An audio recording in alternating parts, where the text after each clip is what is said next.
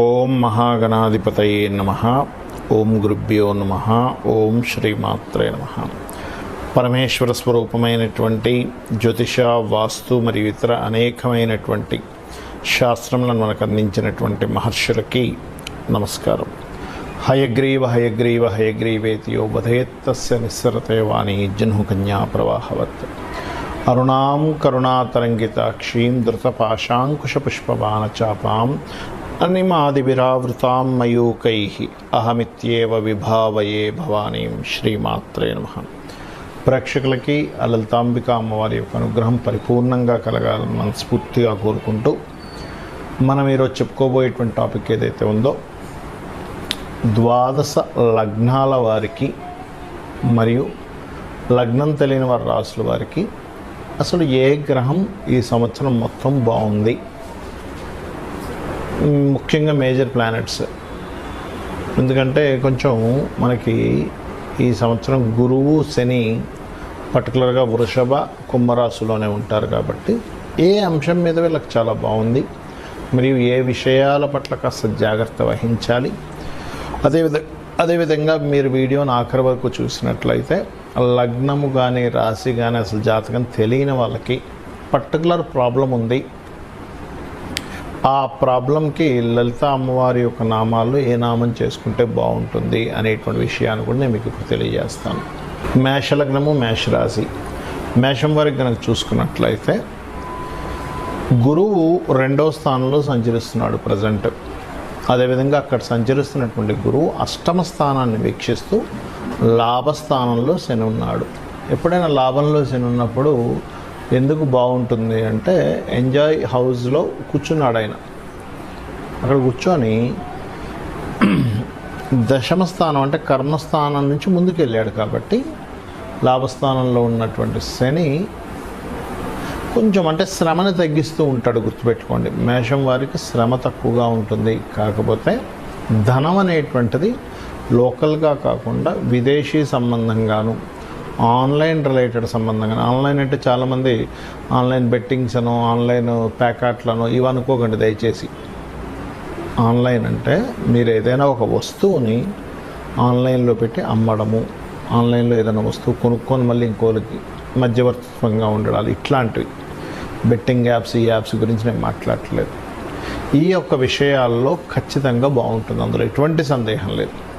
అలాగే 12వ స్థానంలో రాహు ఉన్నందుకు ఈ సంవత్సరం మీరు ముందు ఈ కుజుడు మారే వరకు, ఎందుకంటే ఈ కుజుడు ఇంకో 40 రోజులు ఉంటాడు. ఈ రోజు నుంచి చూసుకుంటే దాదాపుగా 38 నుంచి 40 రోజులు దాదాపుగా ఉంటాడు.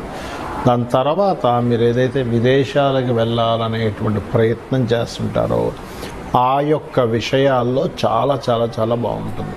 అయితే మీ యొక్క మేషలగ్నానికి 6వ స్థానము అంటారు. అంటే ప్రతి లగ్నానికి కూడా 6వ స్థానం అనేటువంటిది ప్రభావితం చూపిస్తూ ఉంటుంది. అంటే 6వ స్థానం అంటే మనము పూర్వజన్మల్లో చేసినటువంటి కర్మస్థానము అంటారు దాన్ని. ఈ కర్మస్థానంలో కేతు ఉన్నందుకు సర్వసాధారణంగా మేషం వరకు ఒకటే మాట చెప్తాను ఇప్పుడు కూడా, అయ్యా మీరు అప్పుగా ఎవరికి డబ్బులు ఇవ్వకండి. మీ కర్మంతా కూడా ఎవరికైనా మనీ ఇవ్వడం, మనీ ఇచ్చేటువంటి ప్రాసెస్లో మీరు మధ్యవర్తిత్వంగా ఉండడం. ఏదో ఫ్రెండ్కి కావాలి కదా అని అక్కడి నుంచి 2 రూపాయలు తెచ్చుకొని మీ ఫ్రెండ్కో 2 పావులకో 2.5కో 3 రూపాయలకో ఇవ్వడం, ఇటువంటి వాటి వల్లే మీరు ఇరుక్కుంటారు. చాలా జాగ్రత్తగా ఉండండి. లేదో ఫ్రెండ్కి కదా అని మనం వెళ్ళి మధ్యలో వెళ్ళి నేను హామీ అని చెప్పి ఉండడం, ఇట్లాంటి వాటి వల్ల ఇరుక్కుంటారని ఎప్పుడు చెప్తూ ఉంటా. బికాజ్ ఆఫ్ మేషం అంటేనే కుజుడు ఎమోషన్, యాక్టివ్, అరే మనం ఏదో చేయాలి వీళ్ళకి అనే ఒక పాజిటివ్ కోణం ఉంటుంది మేషంలో. ఆ దాంట్లో ఏమవుతుందంటే మనసు కారకుడు చంద్రుడు అయ్యాడు కదా, ఎమోషన్ ఉంటారు మీరు. దాంట్లో ఏమైపోతుంది, కర్మ ఎప్పుడైతే 6th లార్డ్ బుధుడయ్యాడో, బుధుడు అప్పులకు కారకుడు, మనీ మేనేజ్మెంట్కి కారకుడు. అందుకే బుధుడు ఎవరికైనా పాడయ్యాడు అనుకోండి, వాళ్ళకి మనీ మేనేజింగ్ తెలీదు. సో ఎనీథింగ్ మేనేజ్మెంట్ ఈజ్ బుధుడు, గుర్తుపెట్టుకోండి. ఎందుకంటే బుద్ధితో దాన్ని, వాక్కుతో దాన్ని ఎలా మేనేజ్ చేయాలనేది. కాబట్టి మీరు ఏం చేస్తారు, అక్కడ కేతు ఉన్నాడు కాబట్టి అప్పులు ఎవరికైనా ఇవ్వడం కానీ తీసుకోవడం కానీ కంపల్సరీ అవుతాయి. మనం ఎంత అప్పుకుందాం అనుకున్నా అది తప్పదు జీవితంలో.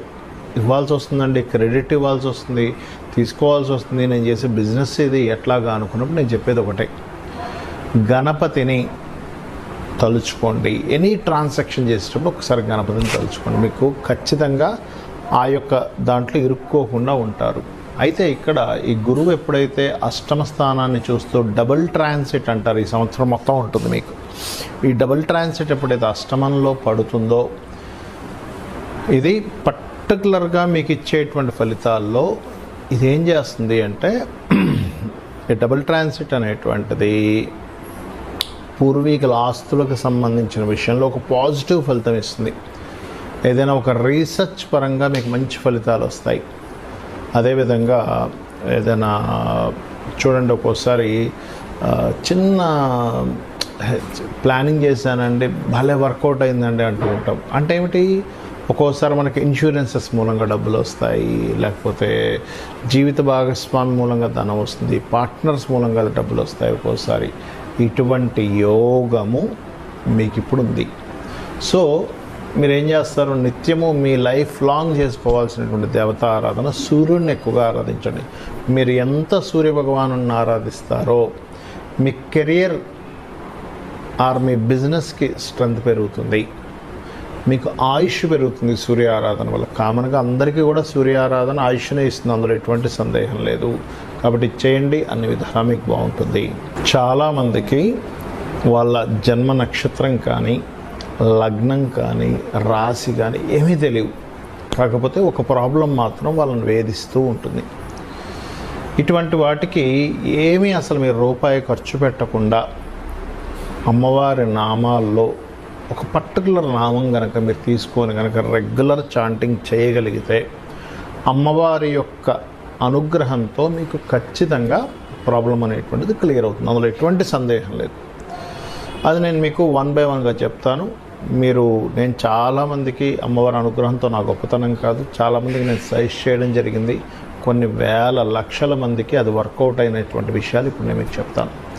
పాయింట్ నెంబర్ 1, మనం చూడండి, ఎవరైనా లైఫ్లో చిన్నప్పటి నుంచి కూడా అసలు ఏ కోణాన వాళ్ళు సంతోషంగా లేరు, ఎప్పుడు ఇన్సెక్యూరిటీగా ఉన్నారు, ఎదగలేకపోతున్నారు అంటే ఒకటే గుర్తుపెట్టుకుని, వాళ్ళ జన్మజాతకంలో లగ్నం పాడైపోయింది పూర్తిగా.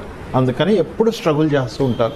వాళ్ళు చాలా మంచి వాళ్ళు అయి ఉంటారు, ఎవ్వరికీ ఇబ్బంది పెట్టరు, కానీ స్ట్రగుల్ ఫేస్ చేస్తున్నట్టు వాళ్ళకి అర్థం కాదరే అన్యాయం చేసేవాడు హ్యాపీగా ఉన్నాడు, నేను ఎందుకు ఇలా ఉన్నాను అనిపిస్తూ ఉంటుంది.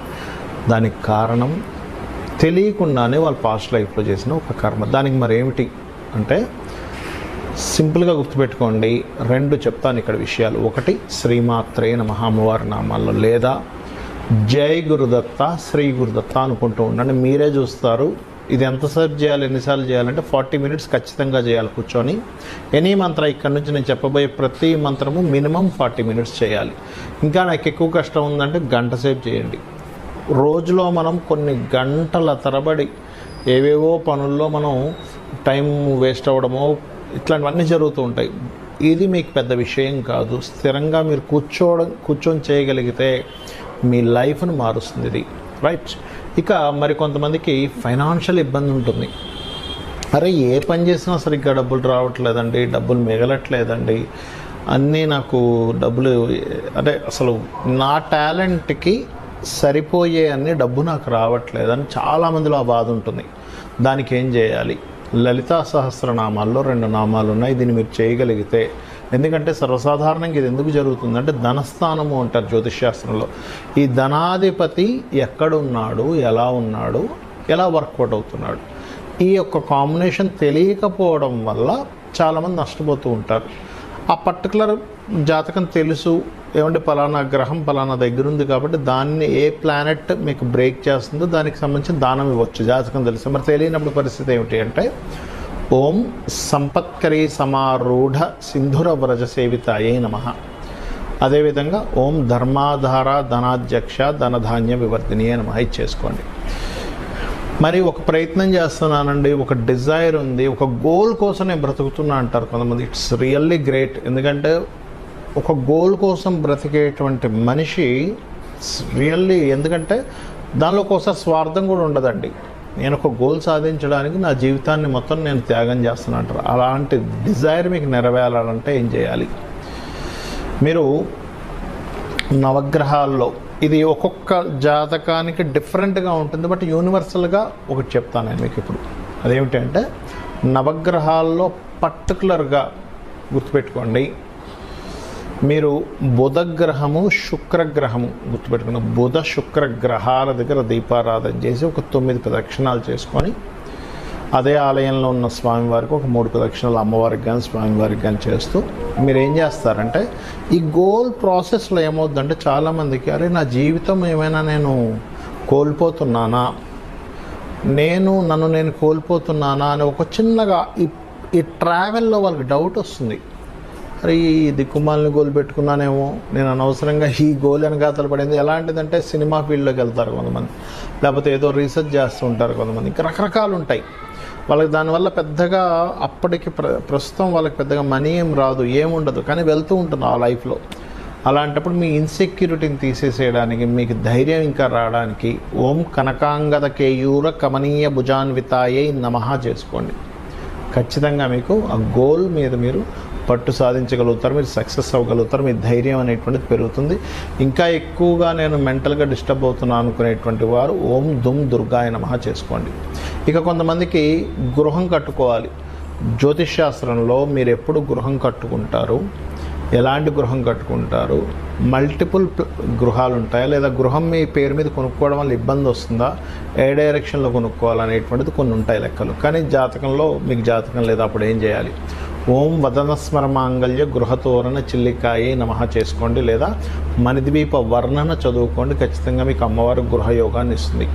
ఇక సంతానం లేదు, దిగంబర శ్రీపాదవల్లభ దిగంబరాయే నమః చేసుకోండి. పంచమ స్థానం పాడైతే సంతానం ఆలస్యం అవుతుంది కొంతమందికి. ఆ విషయం తెలియక అయ్యో లేదని బాధపడతారు. అలా కాదు, సంతానం అనేటువంటిది గొప్ప యోగము, ఎప్పుడుందో తెలుసుకోవాలి అది. ఇక కొంతమందికి 90% ఆఫ్ పీపుల్కి వాళ్ళ రేపు అప్పులు పాలైపోతున్నారు. Because of cost of living ఏమో పెరిగిపోయింది, జీతాలు మనకు వచ్చేటువంటి సంపద పెరగటం లేదు. మరి ఏం చేయాలి అప్పుడు అంటే సింపుల్గా నేను మీకు ఒక మంత్రం చెప్తాను. ఇది కొన్ని లక్షల మంది చేసి లబ్ధి పొందారు. దట్ ఈజ్ ఓం అపర్ణాయై నమః. ఖచ్చితంగా మీకు అప్పుల నుంచి బయటపడేస్తుంది. లేదంటే నాకు హెల్త్ ఇష్యూస్ ఉన్నాయని కొంతమంది అంటూ ఉంటారు. అటువంటి దానికి ఓం సర్వవ్యాధి ప్రశమని సర్వమృత్యు నివారిణి అగ్రగణ్య అచింత్య రూప కలికల్మషనాశినే నమః. లేదండి నాకు శత్రువులు ఉన్నారంటారు కొంతమంది. ఏ మంచి పని అంటే నేను ఒక మంచి కోసం మాట్లాడితే శత్రువులు పెరుగుతున్నారు, దీనికి ఏం చేయాలి? సూర్య భగవానుడిని చూస్తూ ఓం మిత్రాయ నమః అనుకోండి. ఖచ్చితంగా మీ శత్రువు మిమ్మల్ని చూసేటువంటి కోణం మారిపోతుంది, మీరు శత్రువుని చూసే కోణం మారిపోతుంది. అందులో పాజిటివ్స్ మీరు చూస్తారు, మీలో పాజిటివ్స్ ఆ పర్సన్ చూస్తారు. అలాగే మరి కొంతమందికి వివాహం అవ్వదు. అలాంటి వారు సప్తమ స్థానం పాడవడమో 12వ స్థానం పాడైనప్పుడు ఏమవుతుందంటే, సప్తమ స్థానం పాడైతే వివాహం అవ్వదు, అంటే లేట్ అవ్వడము, డిస్టర్బెన్స్ వస్తూ ఉంటాయి వివాహం చేసుకుందామంటే. 12వ స్థానం పాడైతే మీకు వివాహ జీవితం పూర్తిగా పాడవడం, డివోర్స్లు అవ్వడం ఇట్లాంటివి జరుగుతుంటుంది. ఫస్ట్ ఆఫ్ ఆల్ మనం వివాహం అవ్వాలంటే ఏం చేసుకోవాలి అంటే లలితా సహస్రనామాల్లో ఓం కామేశబద్ధ మాంగళ్య సూత్ర శోభిత కందరాయై నమః ఈ మంత్రాన్ని 40 minutes చేయండి. లేదంటే వివాహం అయింది బట్ లాట్ ఆఫ్ కాంట్రవర్సీస్ వస్తున్నాయి, గొడవలు వస్తున్నాయి, విడిపోతామేమో అనిపిస్తుంది, మనసులోనేమో మాకు కలిసి ఉండాలని అంటూ ఉంటారు. అలాంటి వారు ఓం కామేశ్వర ముఖాలోక కల్పిత శ్రీ గణేశ్వర కూడా చేసుకోవచ్చు. ఎందుకంటే ఒకరి ముఖాన్ని ఒకరు చూడంగానే గణపతి ప్రత్యక్షమయ్యాడంటారు. ఇది ఒక రకంగా చెప్పాలంటే కొన్ని ఆటంకాలు తొలగడానికి కూడా చేస్తారు. లేదా మరొక విట్ ఏంటంటే ఇక్కడ శివకామేశ్వరాంకస్త శివా స్వాధీన వల్లభాయే నమః కూడా చేసుకోవచ్చు. అయితే నేను సెకండ్ చెప్పింది ఏదైతే ఉందో అది ఇంకా పవర్ఫుల్గా పనిచేస్తుంది. ఓం శివకామేశ్వరాంకస్త శివ స్వాధీన వల్లభాయే నమః చేయండి. మీరే చూస్తారు చేంజ్ అనేటువంటిది. ఆకస్మికమైనటువంటి సంఘటనలు మీకు మీ లైఫ్లో పదే జరుగుతున్నాయి, మాటిమాటికి నష్టాలు జరుగుతున్నాయి. ఓం అష్టమీ చంద్ర విభ్రాజ అలికస్థల శోభితాయే నమః. కెరియర్లో గ్రోత్ రావాలి. ఓం మాణిక్య మకుటాకార జానుద్వయ విరాజితాయై నమః. లేదండి నాకు బిజినెస్లో గ్రోత్ రావాలి, ఓం ఇందర్గోప పరిక్షిప్త స్మరతూనా వజంగికాయై నమః. లేదా నేను విదేశాలకు వెళ్ళాలనుకుంటున్నారు, లేదా నేను చేసేటువంటి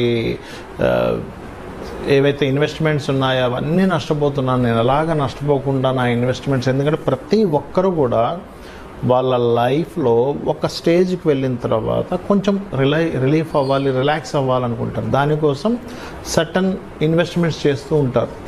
అలాంటప్పుడు ఆ ఇన్వెస్ట్మెంట్స్ అన్నీ వేస్ట్ అయిపోతున్నాయి అనుకోండి, ఏంటి నా పరిస్థితి అనిపిస్తూ ఉంటుంది. అలాంటప్పుడు ఓం సింజానిమణి మంజీర మండిత శ్రీ పదాంబుజాయై నమః అని నామస్మరణ చేసుకోండి. విదేశాలకు నేను ఎంత ట్రై చేస్తున్నా అవ్వట్లేదంటే దాని అర్థం ఏమిటంటే మీ 12వ స్థానం యాక్టివ్గా లేదు. దానికి మీరు రోజు ఉదయం సాయంత్రం హనుమాన్ చాలీసా చేయండి, ఖచ్చితంగా మీకు 100% బాగుంటుంది. కొంతమంది పిల్లలు చదవరు, అలాంటప్పుడు మీరు వాళ్ళకి భూ సంబంధించిన వివాదాలు ఉన్నప్పుడు వారాహి చేసుకోండి. లేదు పిల్లలు చదవడం కోసం మీరు మంత్రం చేసుకోవాలనుకుంటే మీరు చేయవలసింది ఏమిటి అంటే మీరు చేయొచ్చు, లేదు మీ పిల్లలకు నేర్పిస్తే ఇంకా అద్భుతంగా వాళ్ళ చదువు సాగుతుంది. అదేమిటి అంటే సింపుల్గా వారికి హయగ్రీవ స్తోత్రం నేర్పించండి, చాలా చిన్నగా ఉంటుంది. ఓం హయగ్రీవ హయగ్రీవ హయగ్రీవేతి యోవదేత్ అంటే ఇది కొంచెం వాక్ సంబంధించిన పెరగడానికి ఇది. అయితే పర్టికులర్గా ఏంటంటే చిన్నపిల్లలకి పర్టికులర్గా వాళ్ళు చేసుకోలేరు అనుకోండి, మీరు ఒక గ్లాస్ నీళ్ళు తీసుకొని ఆ నీటిని పట్టుకొని జ్ఞానానందమయం దేవం నిర్మల స్ఫటికాకృతిం ఆధారం సర్వ విద్యానాం హయగ్రీవం ఉపాస్మహే చేసుకోవాలి. అలా కాదు, వాక్ సంబంధించిన పెరగాలి. నేను ఎప్పుడు శ్లోకంలో చెప్తుంటాను, హయగ్రీవ హయగ్రీవ హయగ్రీవేతి యో వదేత్ తస్య నిస్సరతే వాణి జన్హుకన్యా ప్రవాహవత్ అని. అది చేసుకున్నట్లయితే అన్ని విధాలా బాగుంటుంది. సో మీరు ఇవి చేసుకొని జాతక చక్రం ఇలా ఉంది అలా ఉంది ఏమీ భయపడకుండా మీరు అద్భుతమైనటువంటి అమ్మవారి అనుగ్రహాన్ని పొందాలని మనస్ఫూర్తి కోరుకుంటూ శ్రీమాత్రే నమః.